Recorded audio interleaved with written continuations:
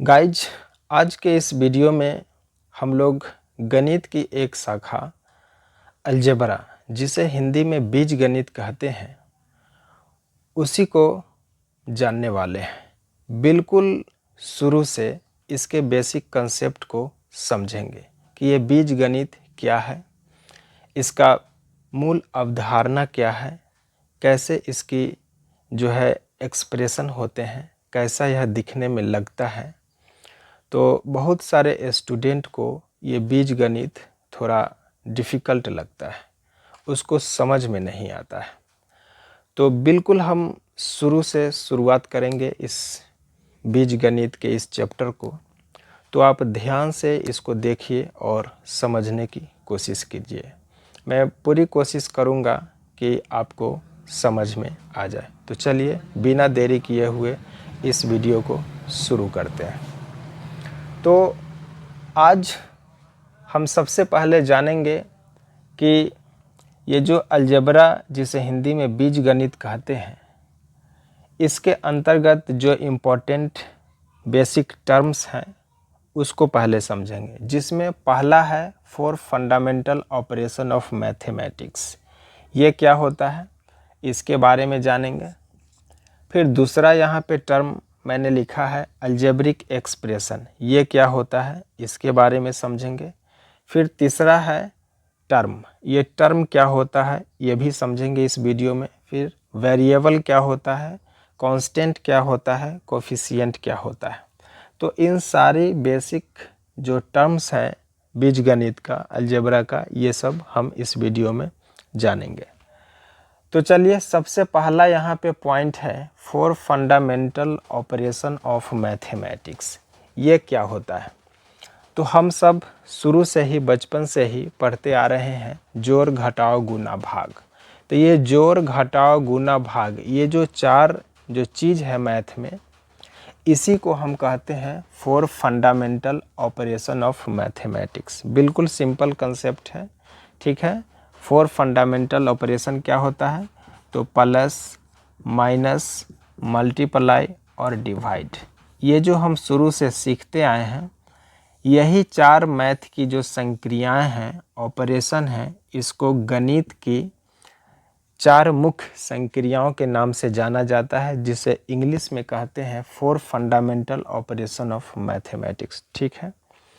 अब ये जिस तरह से अंक गणित में हम लोग संख्याओं का जोड़ घटाव गुना भाग सीखे हैं, उसी तरह से अलजेब्रा यानी कि बीज गणित में भी ये जोड़ घटाव गुना भाग होता है। तो ये तो पहले हम बाद में सीखेंगे, इसके पहले कुछ जो बेसिक कंसेप्ट है उसको समझ लेते हैं, ठीक है।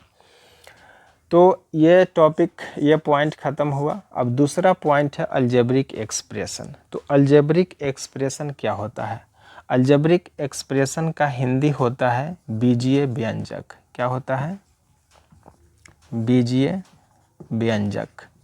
ये बीजीय व्यंजक क्या होता है इसको समझना ज़रूरी है, क्योंकि अलजेब्रा के अंतर्गत जो भी हम काम करते हैं, जो भी हम ऑपरेशन करते हैं, वो सब अलजेब्रिक एक्सप्रेशन का ही करते हैं। उनको हम अलजेब्रिक एक्सप्रेशन यानी बीजीय व्यंजक के नाम से जानते हैं। तो ये कैसा दिखता है, कैसा लगता है, ये किस तरह का ये होता है, इसको समझना ज़रूरी है। इस नाम के साथ उसकी पहचान होनी चाहिए, उस एक्सप्रेशन की, वो जो लिखा हुआ रहता है, ठीक है। तो इसको समझने के लिए हम चर्चा करते हैं पहले नंबर, यानी कि नंबर क्या होता है। नंबर मीन्स होता है संख्या। नंबर मीन्स क्या होता है? संख्या। और एक होता है अल्फ़ाबेट का लेटर, LETTER लेटर, जिसको हम लिटरल के नाम से यहाँ पे, लिटरल वैल्यू के नाम से यहाँ पे जानेंगे। लेटर को, अल्फ़ाबेट लेटर को लिटरल वैल्यू के नाम से जानेंगे। और ये जो नंबर जो होता है, इसको हम न्यूमरल के नाम से जानेंगे, न्यूमरल, ठीक है, न्यूमरल। अब ये न्यूमरल और लिटरल वैल्यू को समझेंगे। यहाँ पे न्यूमरल मीन्स होता है नंबर, यानी कि संख्या, जैसे 1, 2, 5, 7, कोई भी हम संख्या जो हम ऑलरेडी बचपन से ही इसको जानते आ रहे हैं, समझते आ रहे हैं, तो ये नंबर हुआ। और उसके बाद है इधर लिटरल वैल्यू। लिटरल वैल्यू होता है जो ABCD का जो अल्फ़ाबेट होता है A to Z, उसी को हम लिटरल वैल्यू कहते हैं। तो ABC कुछ भी या XYZ ये सब क्या है, लिटरल वैल्यू है। क्लियर है? तो XYZ ABC लिटरल वैल्यू हुआ। नंबर में 1 2 3 4 5 कुछ भी जो संख्या होता है ये सब हुआ। ठीक है। अब अलजेब्रिक एक्सप्रेशन की हम यहाँ पे बात कर रहे हैं कि अलजेब्रिक एक्सप्रेशन क्या होता है, बीजीय व्यंजक क्या होता है। तो ये दोनों जो संख्या है, ये जो सिंबल है, सिंबल यहाँ पे हम कहेंगे न्यूमरल और लिटरल। न्यूमरल और लिटरल वैल्यू का जब कॉम्बिनेशन हो जाता है, दोनों जब एक साथ मिल जाता है, तो दोनों के मिलने से बन जाता है अलजेब्रिक एक्सप्रेशन, यानी बीजीय व्यंजक बन जाता है। बीजीय व्यंजक क्या होता है? तो the combination of numeral value and literal value is called algebraic expression. ठीक है, मतलब ये संख्या और अल्फ़ाबेट का जो लेटर है उसके मिलने से बन जाता है अलजेब्रिक एक्सप्रेशन। और ये दोनों मिलता कैसे है, ये दोनों का मिलन कैसे होता है, अलजेब्रिक एक्सप्रेशन कैसे मिलता है, दोनों का कॉम्बिनेशन कैसे बनता है? तो कॉम्बिनेशन बनता है पहला पॉइंट से, जो 4 फंडामेंटल ऑपरेशन है, प्लस माइनस मल्टीप्लाई और डिवाइड, इसी से उसका कॉम्बिनेशन बनता है। अभी हम आपको समझाते हैं। जैसे मान लीजिए कि यहाँ पे लिखते हैं हम 7, ठीक है, तो ये न्यूमरल वैल्यू हो गया। अब इसके साथ हम प्लस कर देते हैं x, तो ये क्या हुआ, ये प्लस, ये जो 4 फंडामेंटल ऑपरेशन है इसके साथ, ये बन गया आपका अलजेब्रिक एक्सप्रेशन। मान लीजिए कि यहाँ लिखते हैं 5 माइनस y, तो ये लिटरल वैल्यू हुआ, ये न्यूमरल वैल्यू हुआ, ये न्यूमरल वैल्यू है, ये लिटरल वैल्यू है। तो न्यूमरल और लिटरल वैल्यू दोनों का कॉम्बिनेशन हो गया, यहाँ पे दोनों मिल गया। ठीक है, तो ये बन गया अलजेब्रिक एक्सप्रेशन।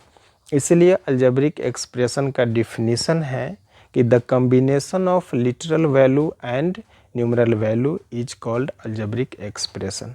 आई होप कि ये बात आपको समझ में आ रहा होगा। तो ये प्लस माइनस, अब देखिए अगर हम मान लेते हैं कि 6 में हम x से मल्टीप्लाई करते हैं तो क्या हो जाएगा, 6x। तो ये मल्टीप्लाई हो गया यहाँ पे, जो 4 फंडामेंटल ऑपरेशन है मैथमेटिक्स का उसका यहाँ पे, तो ये गुना हो गया। अगर हम मान लीजिए कि 5 है, इसमें डिवाइड करते हैं y से, तो क्या हो जाएगा 5/y, इसको लिख सकते हैं। या मान लीजिए कि यहाँ पे x है, इसको डिवाइड करते हैं 2 से, तो इसको क्या लिख सकते हैं, x/2 यानी x/2 लिख सकते हैं।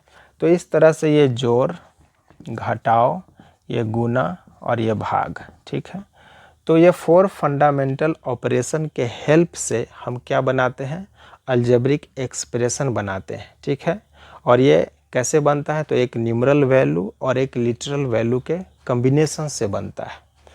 तो आई होप कि ये बात आपको समझ में आ गया होगा कि ये अलजेब्रिक एक्सप्रेशन क्या होता है। ठीक है, तो अब इस पॉइंट को हम एंड करते हैं।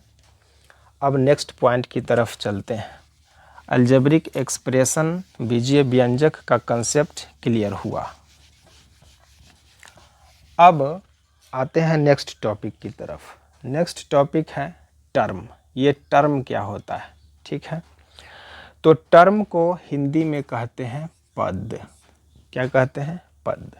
अब ये टर्म क्या होता है? तो अभी अभी अलजेब्रिक एक्सप्रेशन मैंने बताया, और वो जो अलजेब्रिक एक्सप्रेशन जो होता है, जब 4 फंडामेंटल ऑपरेशन जो है मैथमेटिक्स का, जिसमें जोड़ घटाव गुना भाग होता है, इसमें से गुना भाग को आप छोड़ दीजिए और जोड़ घटाव यानी कि प्लस और माइनस से हम टर्म बनाते हैं। टर्म किससे बनता है? 2 फंडामेंटल ऑपरेशन ऑफ मैथमेटिक्स से टर्म बन जाता है, प्लस और माइनस से। गुना और भाग से टर्म वो सिंगल टर्म ही रहेगा, लेकिन सिंगल से जब हम डबल, ट्रिपल, 2, 3, 4, 5 टर्म अगर बनाते हैं तो उसके लिए क्या करना होगा, हमको प्लस माइनस का यूज करना होगा। अब ये टर्म देखिए, जैसे कि हम यहाँ पे अगर लिखते हैं 5x, तो ये 5 में x से गुना हुआ है, ये एक टर्म हुआ, एक सिंगल टर्म हुआ। ठीक है, मल्टीप्लाई किया गया है। अगर हम इसके साथ प्लस और माइनस कोई इसमें यूज कर सकते हैं। +7 लिखते हैं तो इसमें अब 2 टर्म हुआ। अगर 7 के साथ हम y से गुना कर दें 7 तो इसमें ये 2 टर्म हुआ। तो ये एक टर्म हुआ, ये एक दूसरा टर्म हुआ। अगर हम माइनस मान लेके लिखते हैं 7z तो ये तीसरा टर्म हुआ। तो टर्म जो है प्लस और माइनस से टर्म बढ़ता जाता है, ठीक है। मान लें कि यहाँ पे लिखते हैं हम 2x², ये सिंगल टर्म हुआ, ठीक है। -8y² तो ये फिर दूसरा टर्म। अब कुल मिलाकर ये 2 टर्म बन गया यहाँ पे, फर्स्ट टर्म और ये सेकंड टर्म, दोनों टर्म माइनस से कनेक्ट है यहाँ पे। और यहाँ पे 3 टर्म हुआ, 1 2 3, ये क्या हुआ, अलजेब्रिक एक्सप्रेशन हो गया, ठीक है। जो भी आएगा इसमें अलजेब्रिक एक्सप्रेशन के ही नाम से जानते हैं। और ये 3 टर्म का हो गया, यहाँ पे ये 2 टर्म है, यहाँ पे ये 2 टर्म प्लस से कनेक्ट है और ये फिर तीसरा टर्म जो है माइनस से कनेक्ट है। यहाँ पे ये दोनों माइनस से कनेक्ट है। अगर मान लिखते हैं यहाँ पे 4a तो यहाँ पे ये क्या हुआ, 4 में a से मल्टीप्लाई किया गया है तो 4a हुआ। तो ये 4a एक सिंगल टर्म हुआ। फिर यहाँ पे प्लस लिखते हैं 2b तो ये दूसरा टर्म हुआ। तो ये टर्म आपको आई होप कि समझ में आ रहा होगा। और मान लेते हैं यहाँ लिखते हैं a/3 तो ये डिवाइड हो गया यहाँ पे। तो मल्टीप्लाई और डिवाइड से वो सिंगल टर्म ही रहता है, तो ये सिंगल टर्म हुआ। फिर मान लें कि यहाँ लिखते हैं -b/2 तो ये दूसरा टर्म हुआ। तो ये अलजेब्रिक एक्सप्रेशन में 2 टर्म है। फिर यहाँ मान लें कि माइनस लिखते हैं 3/a तो ये क्या हुआ, तीसरा टर्म बन गया यहाँ पे 1 2 3, यहाँ 1 2 टर्म्स है, 1 2 टर्म्स है, यहाँ पे 3 टर्म्स है। तो ये टर्म आई होप कि आपको समझ में आ गया होगा। उसके बाद अब आते हैं वेरिएबल, कांस्टेंट और कोफिशिएंट को समझते हैं, ठीक है।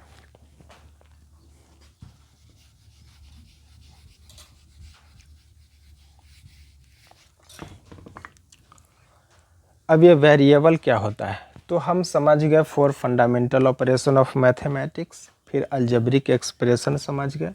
टर्म क्या होता है सर, एकदम बिल्कुल सीरियली नंबर से, यानी कि सीक्वेंस में हम समझ रहे हैं। बीज गणित का बिल्कुल बेसिक से शुरुआत से हम समझा रहे हैं। अगर ये सारी बातें कोई भी स्टार्टिंग में जो 5 6 7 का जो बच्चा है, स्टूडेंट है, जो शुरू से कुछ नहीं जानता है, अलजेब्रा शुरू किया है, उसको यहीं से शुरू करना पड़ेगा। यही सब बेसिक चीज़ पहले समझना पड़ेगा, तभी जाके उसको बीजगणित का कंसेप्ट क्लियर हो पाएगा। नहीं तो किताब से डायरेक्ट वो हिसाब बनाते रहेगा, उसका जो स्ट्रॉन्ग जो होना चाहिए उसका बेसिक वो नहीं हो पाएगा, ठीक है। तो अब ये वेरिएबल, कांस्टेंट और कोफिशिएंट समझेंगे। वेरिएबल का हिंदी होता है चर, कांस्टेंट का हिंदी होता है अचर, और ये कोफिशिएंट का हिंदी होता है गुणांक। ये क्या होता है ये समझना बहुत ज़रूरी है। अगर ये सब बात कोई स्टूडेंट 7 8 9 10th का स्टूडेंट है, वो पढ़ रहा है, मैथ अलजेब्रा बना रहा है, लेकिन उसको अगर इन सब टर्म्स का नॉलेज नहीं है, नहीं जान रहा है, तो उसका सब बेकार है। ये तो बेसिक है, शुरुआत का चीज़ें हैं, और यही सब जब वो नहीं समझेगा तो फिर आगे क्या वो कंसेप्ट क्लियर हो पाएगा, वो क्या क्वेश्चन को सॉल्व करेगा। इसलिए ये सब पहले जानना, जो हर चैप्टर की, हर जो मैथ का जो चैप्टर होता है उसका एक बेसिक कंसेप्ट होता है, उसका एक शुरुआत होता है, वहाँ उसको समझना ज़रूरी है हर स्टूडेंट को। और टीचर को भी चाहिए कि वो शुरू से पहले ये कंसेप्ट दे दे हर चैप्टर का, ताकि वो क्लियर हो जाए।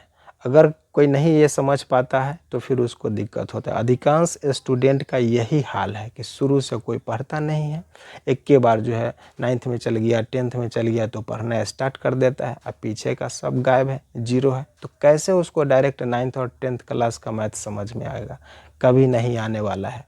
और वैसे स्टूडेंट ही टीचर को बदनाम कर देते हैं और दिक्कत होती है, सबके साथ दिक्कत होता है। टीचर भी उसको फिर शुरू से पढ़ा नहीं सकता है उस लेवल पर जाए, इसलिए हर बच्चा को शुरू से पढ़ना ज़रूरी होता है।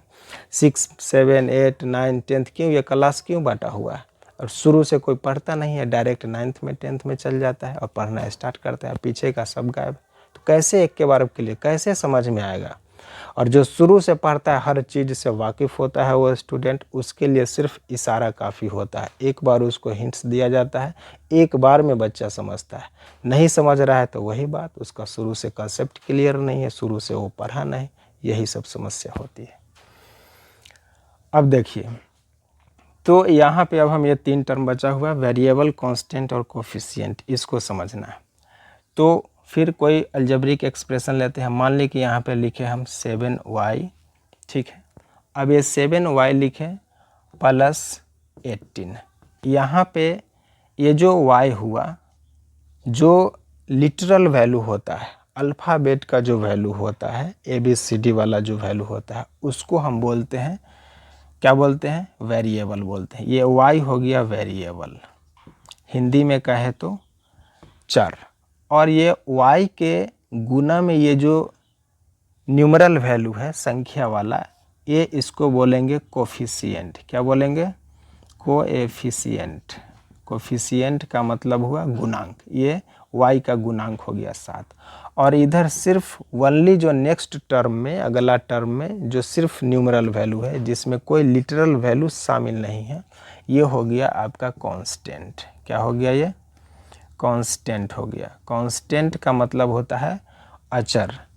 अब यहाँ पे चर और अचर का इसका डिफिनीशन क्या है, तो जो चर जो होता है, वेरिएबल जो होता है, उसका मान बदलता रहता है, चेंजेबल। व्हाट इज वेरिएबल, तो हुज वैल्यू इज चेंजेबल, जिसका मान बदलता रहता है, उसको बोलते हैं हम वेरिएबल। और कांस्टेंट क्या है, अचर, मतलब जिसका मान नहीं बदलता, हुज वैल्यू नेवर चेंजेज, जिसका वैल्यू कभी नहीं बदलता है, उसको बोलते हैं कांस्टेंट। ठीक है, तो यहाँ y का वैल्यू बदल सकता है, कोई भी ले सकते हैं, 1 2 3 4 5 कुछ भी ले सकते हैं ये लेकिन इस एक्सप्रेशन में, ये जो अलजेब्रिक एक्सप्रेशन है, इसमें 18 है तो ये 18 ही रहेगा और कुछ नहीं इसके जगह पे आ सकता है। जो वेरिएबल है, ये लिटरल वैल्यू, उसी का मान बदलता है। अब यहाँ पे लिखिए, मान लिखते हैं 5x, 5y3x प्लस 2। अब इसमें देखिए x यहाँ पे क्या हो गया, ये हो गया वेरिएबल, ये वेरिएबल हो गया, इसका वैल्यू बदलता रहेगा। x के जगह पे हम चाहें तो 1 2 3 कोई भी नंबर ले सकते हैं, तो इसलिए इसको कहते हैं कि ये चेंजेबल होता है, वेरिएबल चेंजेबल होता है। और इस वेरिएबल x के गुना में क्या है, 5/3, तो ये गुणांक हो गया। जो गुना में रहता है वेरिएबल का, उसको कहते हैं गुणांक, और इंग्लिश में बोलते हैं कोफिशिएंट, कोएफिशिएंट। ठीक है, ये कोफिशिएंट हो गया। और इधर जो है, जिसमें अकेले सिर्फ न्यूमरल वैल्यू है, संख्या वाला है, इसको बोलते हैं अचर, यानी कि कांस्टेंट। ठीक है, तो ये चर, अचर और गुणांक, 3 टर्म हम एक ही एग्जाम्पल में समझ गए। कोफिशिएंट का हिंदी होता है गुणांक, वेरिएबल का होता है चर, जिसका वैल्यू बदलता रहता है, और यह हुआ कांस्टेंट, यानी कि अचर। ठीक है, तो आज के इस क्लास में हम लोग अलजेब्रा चैप्टर के बेसिक जो कंसेप्ट होता है, उसको समझ रहे थे। और इतनी सारी बातें जो मैंने बताया, मैं उम्मीद करता हूँ कि ये सब बातें आपको समझ में आ गया होगा। तो वीडियो को लाइक कीजिए, शेयर कीजिए, और अच्छा लगा है कुछ तो कमेंट में अपना कुछ कमेंट ज़रूर कीजिए। जय हिंद।